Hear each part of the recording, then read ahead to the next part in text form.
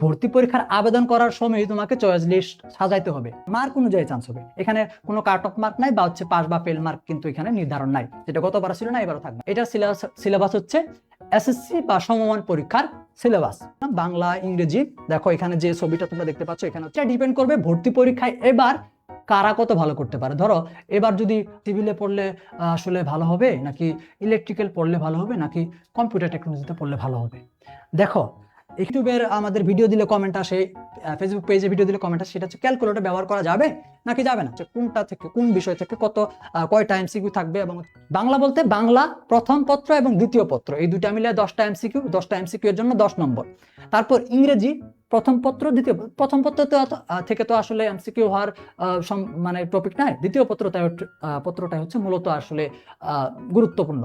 তো এখান থেকে ইংরেজিতে তোমাদের হচ্ছে 10টা এমসিকিউ এর জন্য 10 মার্ক, তাহলে টোটাল 20 গেল। এরপর হচ্ছে গণিতে হচ্ছে টোটাল 20টা এমসিকিউ থাকবে। সাধারণ গণিত, উচ্চতর গণিত থেকে কোনো প্রশ্ন হবে না, শুধুমাত্র সাধারণ গণিত থেকে। আর সাধারণ গণিত সবাই পড়ছো, তো গণিত থেকে টোটাল এমসিকিউ হবে 20টা, সাধারণ গণিত থেকে টোটাল এমসিকিউ হবে 20টা, 20টাতে 20 নম্বর। এরপর হচ্ছে বিজ্ঞানের মধ্যে ওই পদার্থ বিজ্ঞানের থেকে তোমাদের হচ্ছে 20টা এমসিকিউ থাকবে টোটাল, যেখানে পদার্থ বিজ্ঞান থেকে হচ্ছে 10টা এবং রসায়ন বিজ্ঞান থেকে হচ্ছে 10টা। এই হচ্ছে তোমাদের কি 60 নম্বর। এরপর অ্যাপটিটিউড টেস্ট, এটা কিন্তু আসলে এসএসসি সিলেবাসের উপর ডিপেন্ডেন্ট না, এইগুলা সম্পূর্ণটা এসএসসি সিলেবাসের উপর ডিপেন্ডেন্ট, অ্যাপটিটিউড টেস্টটা সিলেবাসের ডিপেন্ডেন্ট না। এটা হচ্ছে সাধারণ জ্ঞান বলতে পারো। তারপর হচ্ছে মানসিক দক্ষতা যাচাই, যেটাকে আইকিউ টেস্ট বলি, ঠিক আছে। এই বিষয়ে সম্পর্কিত কিছু ট্রিক কোশ্চেন, এই ট্রিক কোশ্চেনের উপর ভিত্তি করে তোমাদের 10টা এমসিকিউ হবে, যেটার জন্য 10 নম্বর থাকবে। এর মধ্যে কি কি থাকবে? প্রথমত সাধারণ জ্ঞান বিষয়ক এমসিকিউ থাকবে, তারপর হচ্ছে তোমাদের যেমন হচ্ছে আইসিটি রিলেটেড কিছু কোশ্চেন থাকবে, ঠিক আছে। যেহেতু ইঞ্জিনিয়ারিং পরীক্ষা, সেই জন্য আইসিটি রিলেটেড কোশ্চেন তো অবশ্যই থাকবে। তারপর হচ্ছে তোমাদের আইকিউ টেস্ট ভিত্তিক যে বিভিন্ন রকমের প্রশ্ন হয়, একটু হচ্ছে ট্রিক কোশ্চেন যে হয়, সেগুলো থাকবে, ঠিক আছে। এই ধরনের কোশ্চেনগুলো 10টা এমসিকিউ থাকবে এবং 10টা এমসিকিউ 10 নম্বর। এই হচ্ছে টোটাল 70 নম্বরের ভর্তি পরীক্ষা, ওকে। আর তোমাদের যে বাকি 30 নম্বর, যেহেতু টোটাল 100 নম্বরের উপর হচ্ছে ভর্তি পরীক্ষার স্কোর নির্ধারিত হবে, তাহলে বাকি 30 নম্বর কোথায়? বাকি 30 নম্বরটা হচ্ছে তোমার এসএসসি পরীক্ষায় দিয়ে যে জিপিএটা পাইছিলা, সেই জিপিএ এর উপর বাকি 30 নম্বরটা নির্ধারণ হবে। কিভাবে নির্ধারণ হবে? তোমরা এসএসসি পরীক্ষায় তোমাদের হচ্ছে এই যে সর্বোচ্চ যে রেজাল্টটা, সেটা হচ্ছে কত? জিপিএ 5.00, এটা সর্বোচ্চ রেজাল্ট না? এই সর্বোচ্চ রেজাল্ট এর উপর ভিত্তি করে তোমাদের হচ্ছে একটা একক আসে, সেটা হচ্ছে 6। এই জিপিএ 5 মানে হচ্ছে 5, যারা জিপিএ 5 যারা পাইছো, তাদের জিপিএ 5টাকে 6 একক দিয়ে হচ্ছে গুণ করলে সর্বোচ্চ কত হয়? 30 হয়। অর্থাৎ যারা জিপিএ 5 পাইছে তারা হচ্ছে এই যে 30 মার্কটা পেয়ে যাবে, পাবে। আর যে জিপিএ 4 পাইছে, তার জিপিএ 4টাকেও 6 দিয়ে গুণ করলে কত হয়? 424। সে হচ্ছে ওই যে 30 এর মধ্যে 24 পাবে। যে 3.5 পাইছে, 3.5কে 6 দিয়ে গুণ করো, যত হবে সেটা হচ্ছে তোমার ওই 30-এর মধ্যে প্রাপ্ত নম্বর। এই 70 নম্বর আর 30-এর মধ্যে যেই রেজাল্টের ভিত্তিতে তোমার নাম্বারটা আছে, সেই নাম্বার, এই দুটা অ্যাড হয়ে এই 100 এর মধ্যে এটা এবং এটাতে তোমার যে নম্বর, সেই নম্বরটা হচ্ছে তোমার ভর্তি পরীক্ষার স্কোর। এই স্কোরের ভিত্তিতে এবং তোমার চয়েস লিস্টের ভিত্তিতে তোমার হচ্ছে চান্স নির্ধারণ হবে বা চান্স নিশ্চিত হবে। এখন এই যে ভর্তি পরীক্ষার যে এমসিকিউ হবে 70টা, এটার সিলেবাস কি? এটার সিলেবাস হচ্ছে এসএসসি বা সমমান পরীক্ষার সিলেবাস, শর্ট বা লং কোনো বিষয় না। এসএসসি পরীক্ষার যে সিলেবাসটা ছিল সেটা দেখো। তোমরা এখানে কে কে পরীক্ষা দিচ্ছ? 2023 সালের এসএসসি ব্যাচ, 2024 সালের এসএসসি ব্যাচ, 2025-এর এসএসসি ব্যাচ, 2026-এর এসএসসি ব্যাচ। তোমাদের এসএসসি পরীক্ষা যেটা দিছো, সেখানে যেরকম যার যে সিলেবাস থাকুক না কেন, এখানে 4 ব্যাচের কিন্তু সিলেবাসের মধ্যে 4 রকমের পরিবর্তন আছে।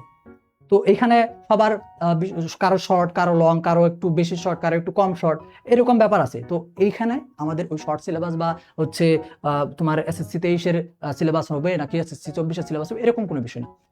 এসএসসি পরীক্ষার জন্য যেই সিলেবাসটা নির্ধারিত, সেই সিলেবাসের উপর ভিত্তি করে তোমাদের হোল বুক, সম্পূর্ণ বইয়ের উপর যে কোনো অধ্যায়, যে কোনো টপিক থেকে প্রশ্ন করার হচ্ছে সুযোগ থাকবে, মানে প্রশ্ন হতে পারে বা হবে, ঠিক আছে। অর্থাৎ ফুল সিলেবাস।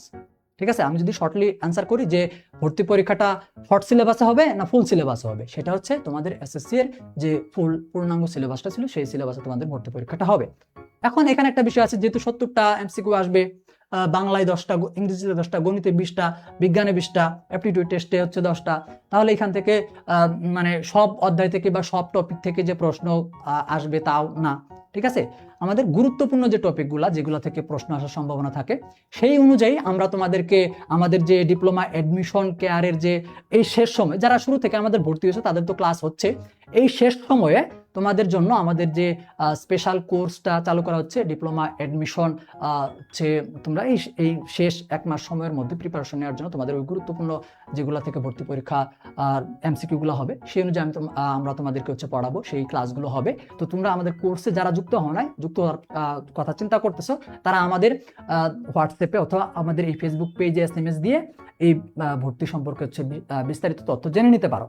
এবং এই ভর্তি সম্পর্কে আমাদের কোর্সে একটা স্পেশাল ডিসকাউন্টও চলতেছে, এটা হচ্ছে এই ডিসকাউন্টে ভর্তি হওয়ার জন্য বা এই ডিসকাউন্ট সম্পর্কে বিস্তারিত জানতে আমাদের যে হোয়াটসঅ্যাপ নম্বরটা রয়েছে অথবা আমাদের এই ফেসবুক পেজে ক্লাসের শেষে অথবা এখনই যদি তুমি SMS দিতে চাও তাহলে এখনই SMS দিতে পারো। ঠিক আছে, দিনাজপুরের সিভিলে ধরো হচ্ছে 2টা শিফট মিলে ধরো হচ্ছে 200টা বা 300টা সিট আছে, উদাহরণস্বরূপ 300টা সিট আছে। তো এখন এখানে ওই যে দিনাজপুরে যারা চয়েস দিছে তাদের মধ্যে সর্বোচ্চ মানে হচ্ছে 1 নম্বরে রাখছে বা 2 নম্বরে রাখছে এবং হচ্ছে এই সর্বোচ্চ 300 শিক্ষার্থী যারা আছে, যারা সর্বোচ্চ মার্ক পাচ্ছে 300 জন, তারাই সেখানে চান্স পাবে। এই মার্ক যে কোনো মার্ক হতে পারে।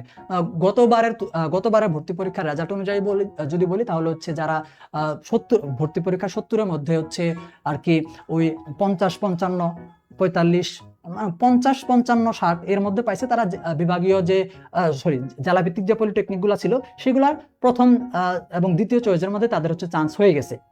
70-এর কথা বললাম আর কি, মানে 100-এর মধ্যে তাহলে কত, ওই ধরো হচ্ছে 30 এবং হচ্ছে ধরো এখানে 50, তাহলে হচ্ছে কত, মানে টোটাল ওই 75, 80, 100-এর মধ্যে 75, 80 বা হচ্ছে 85 পাইলে জেলাভিত্তিক যে কোনো পলিটেকনিকে প্রথম লিস্ট চয়েসে হচ্ছে চান্স হয়ে গেছে।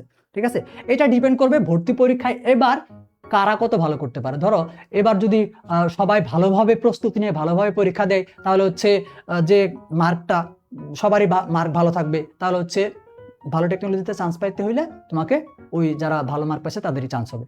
ঠিক আছে, এটাই হচ্ছে ব্যাপার। ভর্তি পরীক্ষা যে মানে যত ভালো হবে তত মানে মার্ক বেশি লাগবে চান্স পাইতে। কত পাইলে পাশের কোনো বিষয় নাই। আচ্ছা, এটার জন্য একটা মজার কথা বলি।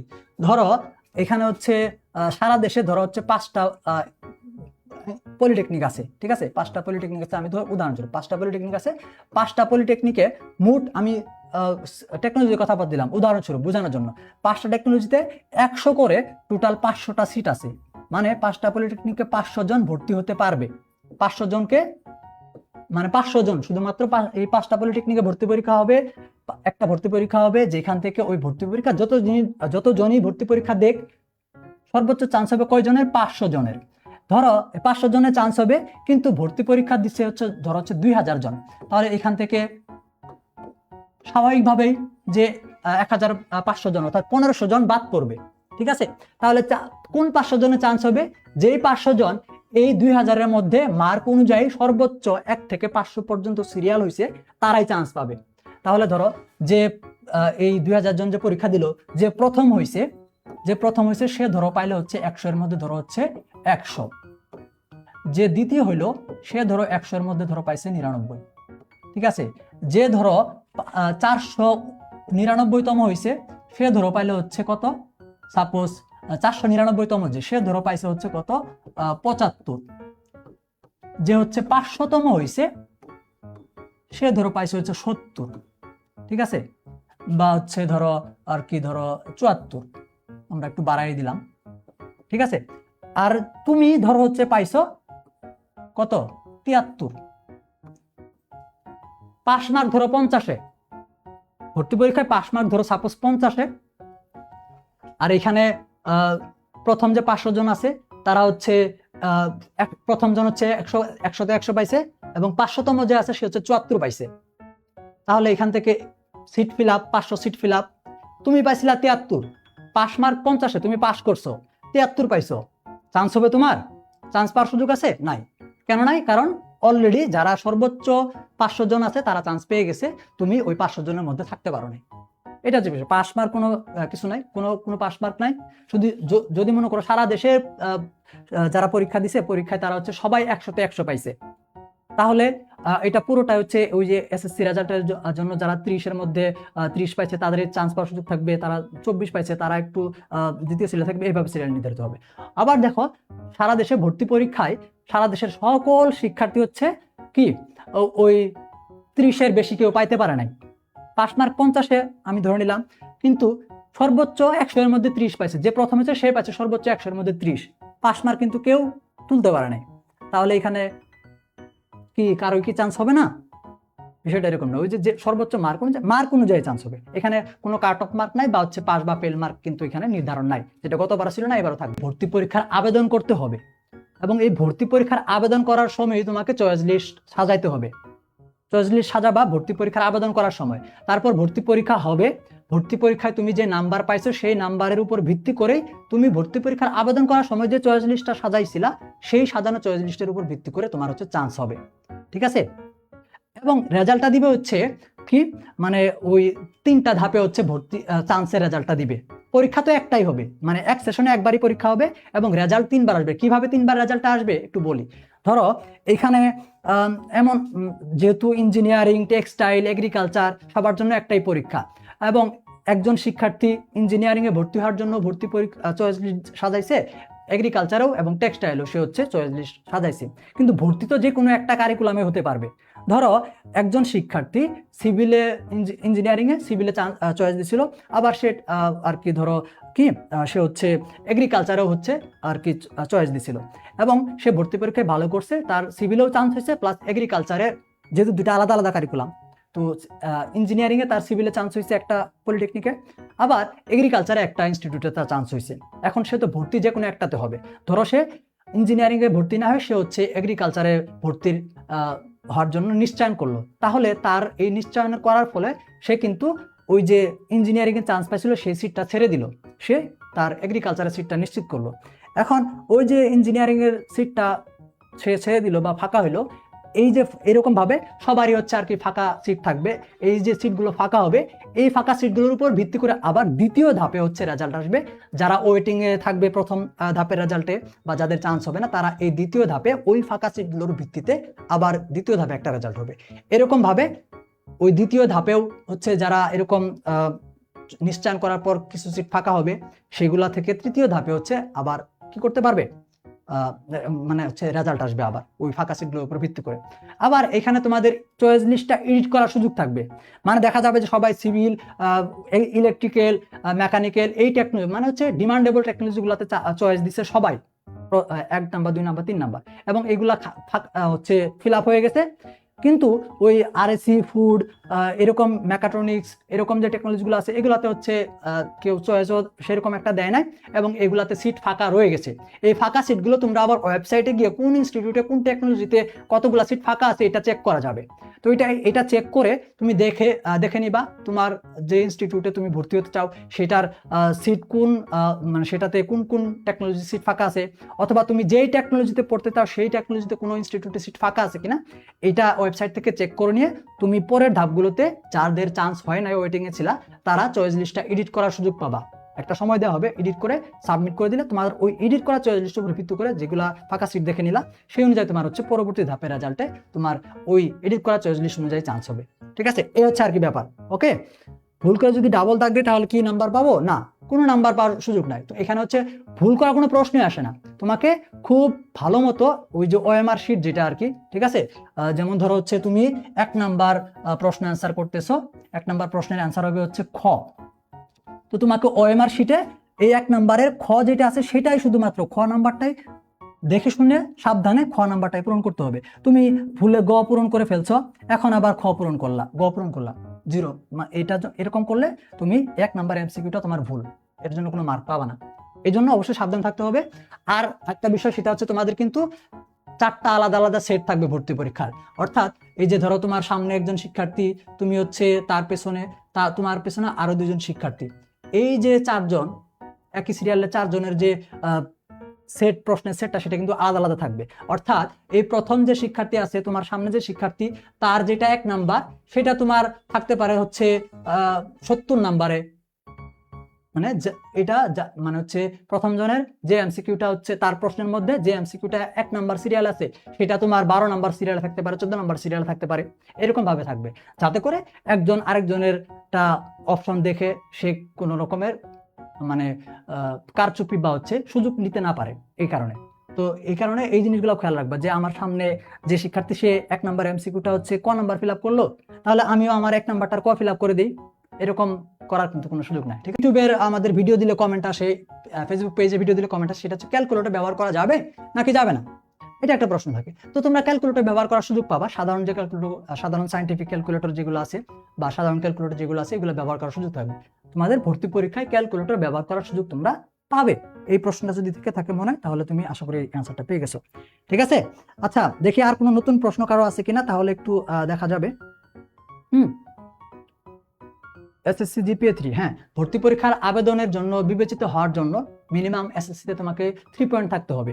ঠিক আছে, তোমার যদি 2.99 থাকে তাহলে তুমি ভর্তি পরীক্ষার আবেদন করার সুযোগ পাবা না। ঢাকা পলিটেকনিকে যদি আমার ফার্স্ট চয়েস হয় তাহলে অ্যাডমিশন এক্সাম থেকে কোথা থেকে দিব? আচ্ছা, ও হ্যাঁ, এটা একটা গুরুত্বপূর্ণ কোশ্চেন করছো রামিস ফারিয়া। আচ্ছা, তো এটা আমি স্কিপ করে ফেলছিলাম। আচ্ছা, ভর্তি পরীক্ষাটা কোথায় দিবা এটা নির্ধারণ করার জন্য তোমার যে ভর্তি পরীক্ষার আবেদনটা করবা, সেখানে এক্সাম সেন্টার সিলেক্ট করার অপশন হচ্ছে সাধারণত থাকে। তো তুমি হচ্ছে 3টা বা হচ্ছে 2টা পলিটেকনিক বাছাই করতে পারবা, যেটাতে তুমি ভর্তি পরীক্ষা দিতে পারবা। ঢাকা পলিটেকনিক ধরো তুমি ভর্তি পরীক্ষা দিতে পারবা, তাহলে ঢাকা পলিটেকনিকে, ময়মনসিংহ পলিটেকনিক, এরকম যে মানে জেলা ভিত্তিক অনুযায়ী হচ্ছে চয়েস দেওয়াটা হচ্ছে বেটার। ঠিক আছে, এখানে হচ্ছে সরাসরি চয়েস এখানে সিলেক্ট করার মতো অপশন সাধারণত গতবার মানে থাকার সম্ভাবনাটা কম এবার।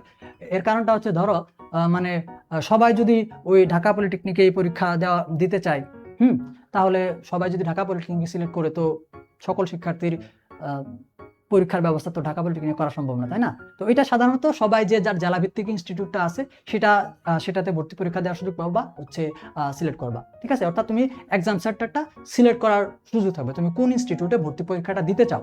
তুমি ঢাকা পলিটেকনিকে গিয়ে ভর্তি পরীক্ষাটা দিতে চাও, নাকি ময়মনসিংহ পলিটেকনিকে গিয়ে ভর্তি পরীক্ষাটা দিতে চাও, যার বাসা থেকে যে ইনস্টিটিউটটা কাছে হবে, মানে হচ্ছে তুমি যেই ভর্তি পরীক্ষাটা দিতে যাওয়ার জন্য তোমার যেই প্রতিষ্ঠানটাতে যাওয়া সহজ হবে, সেই প্রতিষ্ঠানটাকে তুমি হচ্ছে এক্সাম সেন্টার হিসেবে সিলেক্ট করবা।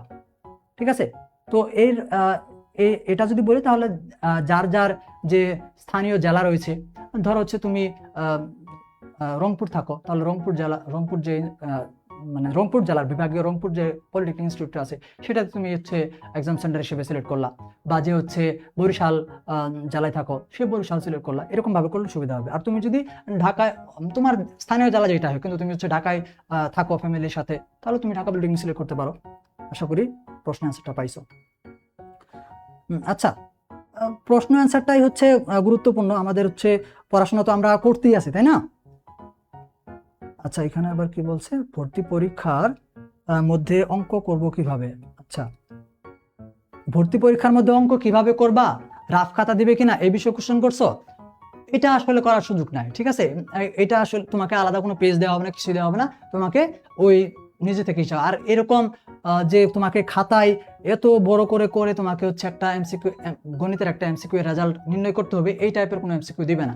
তো এটার জন্য আমাদের যে কোর্সের মধ্যে যে গণিত বিষয়ের যে লাইভ ক্লাসগুলো হচ্ছে, এমসিকিউ ক্লাসগুলো আমাদের স্যাররা নিচ্ছে।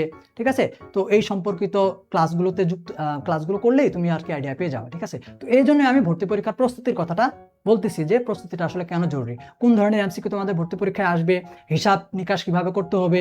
ঠিক আছে, আবার একটু একদম এত বড় হিসাব না আসলেও যদি একটু তুলনামূলক মাঝারি সাইজের হিসাব আসে, সেগুলো শর্টকাটে কিভাবে তুমি হচ্ছে খাতায় তোমাকে না করে কিভাবে শুধুমাত্র ক্যালকুলেটর এবং হচ্ছে নিজে নিজে হিসাব করে এমসিকিউ এর অ্যান্সারটা বের করতে পারো, সেটার টেকনিক, এই বিষয় সম্পর্কে তোমাকে মূলত হচ্ছে শিখতে হবে, এই সময়টাতে প্রস্তুতি নিতে হবে। চয়েস কিভাবে সাজাবা? আচ্ছা, চয়েস সাজানোর ব্যাপারটা আমি আরেকবার পরিষ্কার করি। আমি কিন্তু বারবার বলছি যে প্রথম শিফট এবং দ্বিতীয় শিফট এই দুইটা মিলায়ে তুমি হচ্ছে 20টা চয়েস দিতে পারবে। মানে গতবার 20টা চয়েসের সুযোগ ছিল, এবার যদি 25টা বা হচ্ছে একটু বাড়াই, তো নিয়ম একই থাকবে, সংখ্যা কমানো বাড়ালে সেটা ভিন্ন বিষয়। আচ্ছা, আমি তোমাদেরকে শিফট হচ্ছে কয়টা, পলিটেকনিক ইনস্টিটিউটে ভর্তি পরীক্ষা মানে ক্লাস কার্যক্রমের জন্য হচ্ছে 2টা শিফট থাকে, 2টা শিফট, ঠিক আছে। মর্নিং আর হচ্ছে ডে, মর্নিং শিফট আর হচ্ছে ডে শিফট। আমরা বলতে পারি একটা পলিটেকনিক ইনস্টিটিউট মানে হচ্ছে একটা পলিটেকনিক ইনস্টিটিউট, কিন্তু এখানে ক্লাস কার্যক্রম 2টা প্রতিষ্ঠানের মতো চলে। প্রথম প্রতিষ্ঠান হচ্ছে ওই ইনস্টিটিউটের প্রথম শিফট বা মর্নিং শিফট, দ্বিতীয় প্রতিষ্ঠান হচ্ছে ওই ইনস্টিটিউটের ডে শিফট বা হচ্ছে আর কি আমাদের যে সেকেন্ড শিফট সেটা, ঠিক আছে।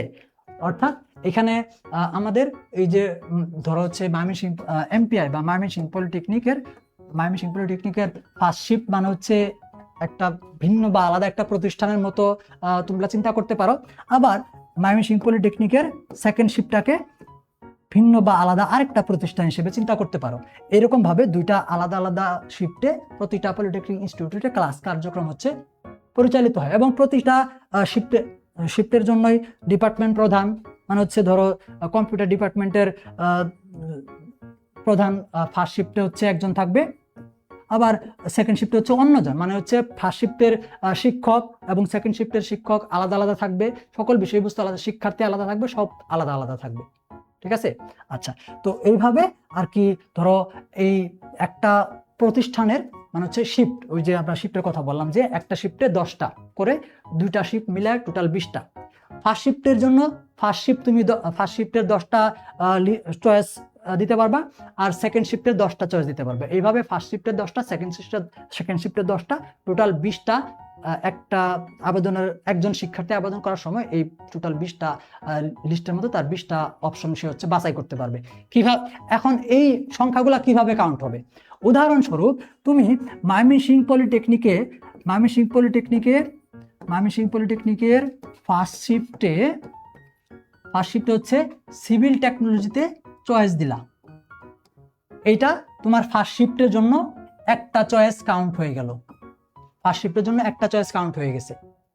আবার তুমি ধরো হচ্ছে পরের সেকেন্ড চয়েসে তুমি হচ্ছে এটা তোমার ফার্স্ট চয়েস হইলো, ঠিক আছে, 1 নাম্বার চয়েস। এটা 2 নাম্বার চয়েসে তুমি ময়মনসিংহ পলিটেকনিকেই, উদাহরণস্বরূপ ময়মনসিংহ পলিটেকনিকে সেকেন্ড শিফটে তুমি কি করলা, এই সিভিল সিলেক্ট করলা।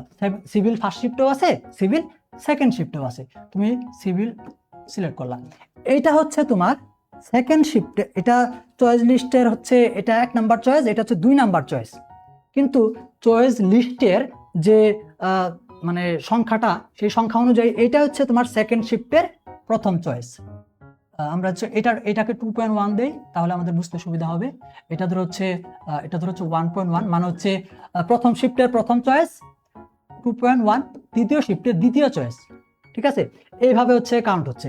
তারপর তুমি ধরো হচ্ছে 3 নাম্বারে ময়মনসিংহে তুমি হচ্ছে আবার ধরো হচ্ছে ফার্স্ট শিফটের তুমি হচ্ছে কি করলা, ফার্স্ট শিফটে তুমি ধরো হচ্ছে আর কি এই যে ইলেকট্রিক্যাল টেকনোলজি দিলা, এটা তোমার তাহলে ফার্স্ট শিফটের 2 মানে ফার্স্ট শিফটের 2টা, ফার্স্ট শিফট মানে 10টা দেওয়া যাবে না, তো ফার্স্ট শিফটে তুমি কি করছো, ময়মনসিংহে 2টা টেকনোলজি দিয়ে ফেলছো, তাহলে 2টা কাউন্ট হয়ে গেছে।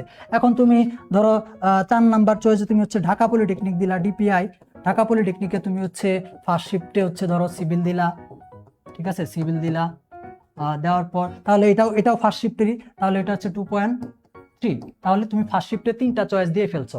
এরকম তুমি হচ্ছে ফার্স্ট শিফটে একই পলিটেকনিকে যদি একাধিক টেকনোলজি দাও, যে কটা টেকনোলজি দিবা সেই কটা আলাদা আলাদা চয়েস হিসেবে তোমার ফার্স্ট শিফটের জন্য বিবেচিত হবে। ময়মনসিংহে তুমি 2টা দিছো, 2টা কাউন্ট হয়েছে, ঢাকায় 1টা দিছো, 3টা কাউন্ট হয়েছে। এইভাবে করে তুমি হচ্ছে সর্বোচ্চ 10টা চয়েস দিতে পারবা একটা শিফটে, ফার্স্ট শিফটে।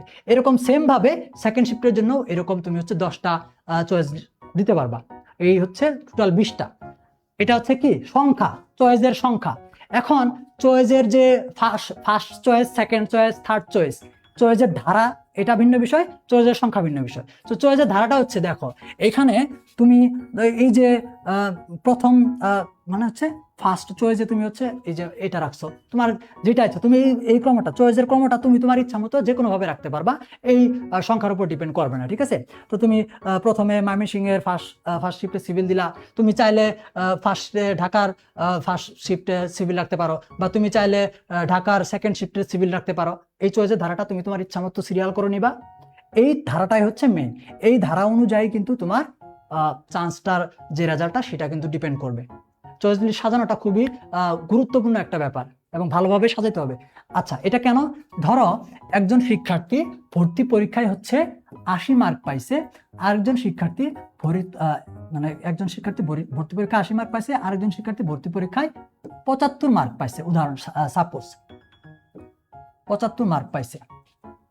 আচ্ছা, এই জিনিসটা একটু গুরুত্ব দাও যে চয়েস লিস্টের যে সিরিয়ালটা, এই সিরিয়ালটা কেন গুরুত্বপূর্ণ। এটা কেন গুরুত্বপূর্ণ? ধরো প্রথম শিক্ষার্থী, ঠিক আছে, না মানে হচ্ছে ধরো আমি নাম বলি, ধরো হচ্ছে ফারিহা, ওকে। ফারিয়ার চয়েস লিস্টে সে মানে ফারিয়া ভর্তি পরীক্ষা হচ্ছে 85 মার্ক পাইছে 100 এর মধ্যে, ঠিক আছে। তারপর ধরো হচ্ছে ফাহিম, আরে বাবা হয় না, ফাহিম ধরো ভর্তি পরীক্ষায় পাইছে হচ্ছে কত, মানে ফারিয়ার থেকে একটু কম পাই গেছে, সে হচ্ছে 80 পাইছে। তাহলে ভর্তি পরীক্ষায় রেজাল্ট ভালো কে করছে? রেজাল্ট কিন্তু ভালো ফারিয়া করছে, ঠিক আছে। আর ফাহিম ফারিয়ার থেকে 5 নাম্বার কম পেয়ে ফারিয়ার তুলনায় ভর্তি পরীক্ষার রেজাল্টটা খারাপ করছে, ঠিক আছে। ঠিক আছে, খারাপ করলো বিষয় না, কিন্তু ফাহিম ফারিয়ার চেয়ে 5 নাম্বার কম পেয়েও ভালো টেকনোলজিতে চান্স পাওয়ার সুযোগ থাকবে, ভালো ইনস্টিটিউট বা ভালো টেকনোলজিতে চান্স পাওয়ার সুযোগ থাকবে। ধরো ফারিয়ার যে চয়েস লিস্টটা সাজাইছে, সে হচ্ছে কি করছে, তার ধরো হচ্ছে ফার্স্ট চয়েস অর্থাৎ প্রথম চয়েস হচ্ছে সে ধরো ঢাকা পলিটেকনিক ইনস্টিটিউটের ফার্স্ট শিফটের সিভিল টেকনোলজিতে সে হচ্ছে চয়েস দিছে, দ্বিতীয় নাম্বারে সে হচ্ছে ঢাকা পলিটেকনিক ইনস্টিটিউটের ফার্স্ট শিফটে ধরো হচ্ছে কি করছে, ইলেকট্রিক্যালে, সংক্ষেপে এটি লিখতেছি, ইলেকট্রিক্যাল টেকনোলজি সিভিল, এবং 2 নাম্বারে হচ্ছে সে ইলেকট্রিক্যাল টেকনোলজিতে চয়েস দিছে, ঠিক আছে। আর ফাহিমের চয়েস লিস্টটা সাপোজ ধরো হচ্ছে কি, ফাহিম কি করছে, সে হচ্ছে 1 নাম্বার চয়েসে সে হচ্ছে এই সেমই, কিন্তু সে শুধুমাত্র ঢাকার ফার্স্ট শিফটেই শুধুমাত্র সে ফার্স্টে হচ্ছে ইলেকট্রিক্যাল দিছে, সেকেন্ডে হচ্ছে ধরো ইলেকট্রিক্যালটাকে সে হচ্ছে আগে চয়েস দিছে, এবং পরে সে হচ্ছে অন্য কোনো টেকনোলজি দিছে, ঠিক আছে। মানে ফারিহা ইলেকট্রিক্যালটাকে সেকেন্ডে রাখছে, সিভিলটাকে ফার্স্টে রাখছে, আর ফাহিম ইলেকট্রিক্যালটাকে ফার্স্টে রাখছে, পরে সে যেভাবে দিছে আর কি সেভাবে দিক। তাহলে দেখো এখানে সিভিলে কিন্তু সবার আর কি চাহিদামূলক একটা টেকনোলজি, সবাই সিভিল এবং হচ্ছে ঢাকা পলিটেকনিক পড়তেছে, এবং হচ্ছে সিভিল ফার্স্ট চয়েসে সবাই ঢাকা পলিটেকনিকের সিভিলটাকে হচ্ছে বেশিরভাগ শিক্ষার্থী রাখে। বেশিরভাগ শিক্ষার্থী রাখলেও এখানে ধরো হচ্ছে 1000 জন হচ্ছে ঢাকার এই ফার্স্ট শিফটের সিভিল টেকনোলজিতে 1000 জন হচ্ছে প্রথম নাম্বারে হচ্ছে কি করছে, প্রথম নাম্বারে হচ্ছে আর কি চয়েস দিছে, ঠিক আছে। তো এখানে সর্বোচ্চ সিট আছে হচ্ছে 400টা, 1000 জন চয়েস দিলে সর্বোচ্চ চান্স কয়জন পাবে? 400 জন পাবে, 400 জন পাবে। এই 400 জনের সর্বশেষ যে 400তম হয়ে চান্স পাইছে, সে ধরো মার্ক পাইছে ভর্তি পরীক্ষায় 86, ফারিয়ার মার্ক কত? 85, ফারিয়ার মার্ক কত? 85। তাহলে ফারিয়ার তো আসলে সে ফার্স্টে চয়েস দিছে, কিন্তু সর্বশেষ যা চান্স হচ্ছে 86 মার্ক পর্যন্ত চান্স হয়েছে, 85 পেয়ে ফারিয়ার চান্স পাওয়ার কিন্তু হইল না ফার্স্টে, ঠিক আছে, ফার্স্টে তার চান্স পাওয়া হইল না।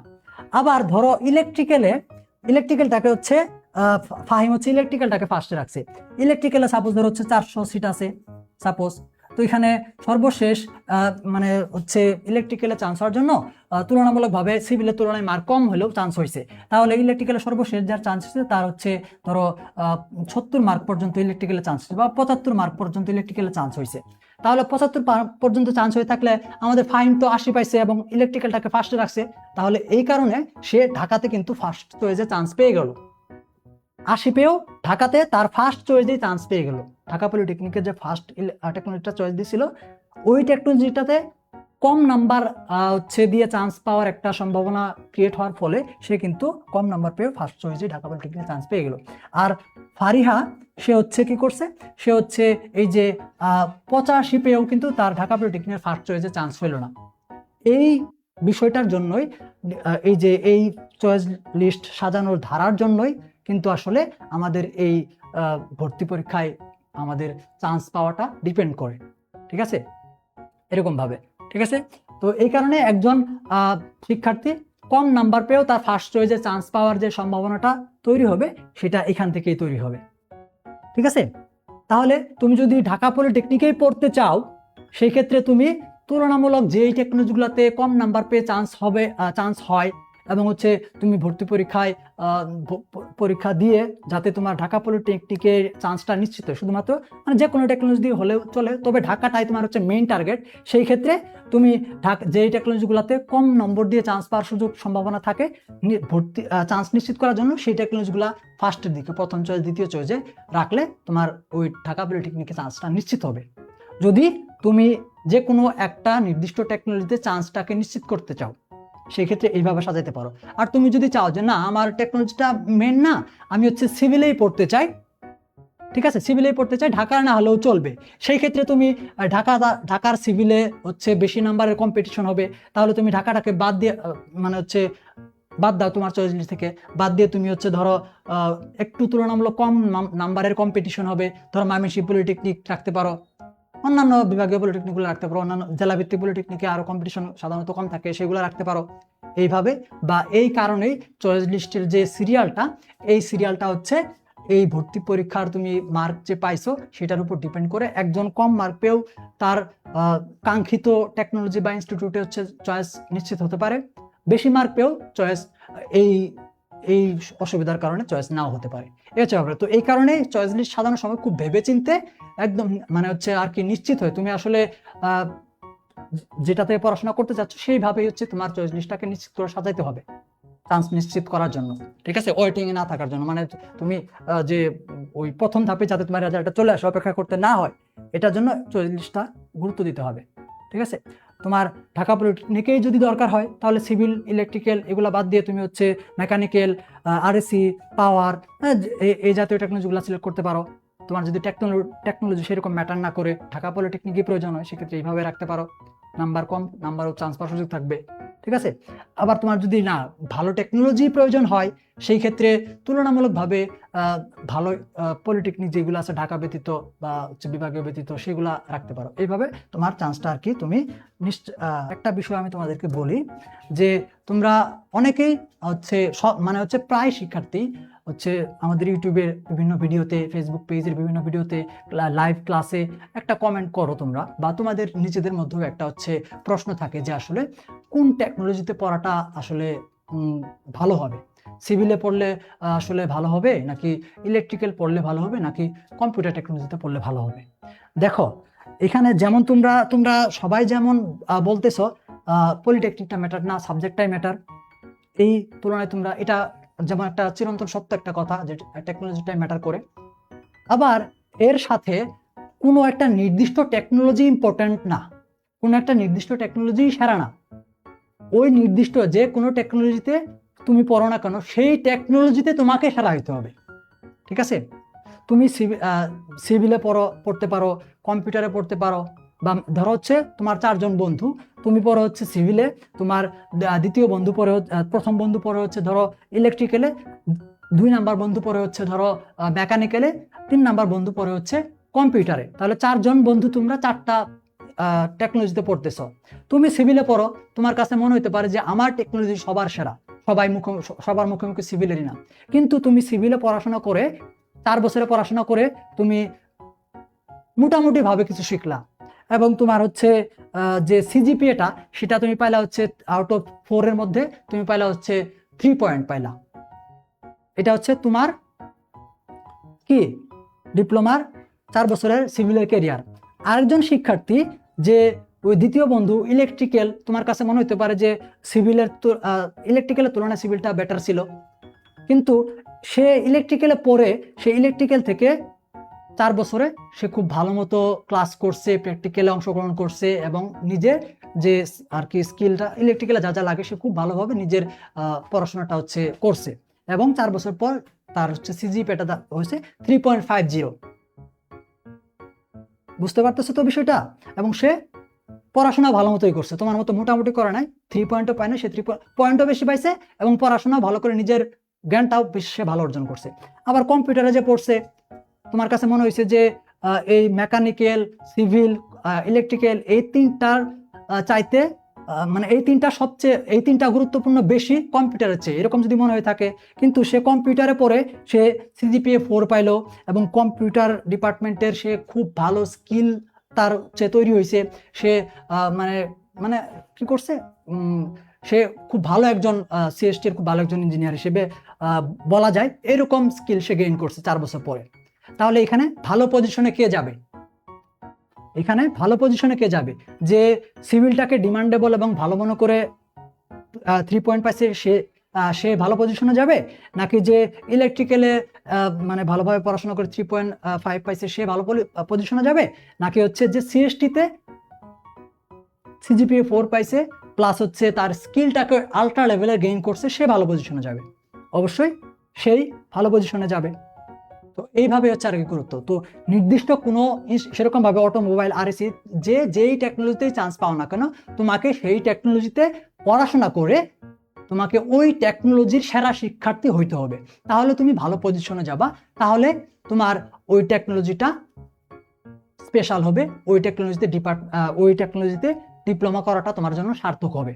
বুঝতে পারছো? এটা হচ্ছে আর কি ওভারঅল ব্যাপার। আর তুমি যদি স্পেসিফিক কোনো ক্ষেত্রের কথা বলো, ধরো হচ্ছে সরকারি চাকরিতে কারা মানে হচ্ছে কাদের সরকারি চাকরিতে অ্যাপ্লাই করার হচ্ছে সার্কুলারটা বেশি হয়, ঠিক আছে, প্রাইভেটে কারা সুযোগ পাওয়ার সম্ভাবনা বেশি থাকে, বা হচ্ছে দেশের বাইরে যাওয়ার সুযোগ সম্ভাবনা কাদের বেশি থাকে, এই স্পেসিফিক কোনো ব্যাপার বা স্পেসিফিক কোনো ক্ষেত্রের কথা বলো, তাহলে ডিপার্টমেন্টের একটা বিষয় থাকে। সিভিল ডিপার্টমেন্টের চাকরির ক্ষেত্র আলাদা হবে, ঠিক আছে, বা কম্পিউটার ডিপার্টমেন্টের চাকরির ক্ষেত্র আলাদা হবে। এই ক্ষেত্র অনুযায়ী আর কি কাদের সুযোগ সম্ভাবনা বেশি থাকে, এই অনুযায়ী একটা সংখ্যা তৈরি করা যেতে পারে। যেমন হচ্ছে সিভিল, ইলেকট্রিক্যাল এই দুইটা টেকনোলজিতে সাধারণত হচ্ছে সরকারি চাকরির যে সার্কুলারগুলো এগুলো একটু বেশি থাকে তুলনামূলকভাবে কম্পিউটার টেকনোলজি থেকে। তো এই ক্ষেত্রে এই ধরনের টেকনোলজিগুলো মানে একটু আগের দিকে থাকবে। তবে তুমি যদি কিন্তু তারপরেও তুমি যদি সিভিলের অ্যাভারেজ শিক্ষার্থী হও, তোমার ধরো যতই হচ্ছে সার্কুলার হোক, বেশি সার্কুলার হোক, কিন্তু তুমি সিভিলের অ্যাভারেজ শিক্ষার্থী হয়ে তুমি পড়াশোনা ঠিকমতো করো নাই, ওই চাকরির জন্য যে পরীক্ষা দিতে হবে সেই পরীক্ষাতে তুমি কি অন্যান্যদের সাথে টিকতে পারবা না।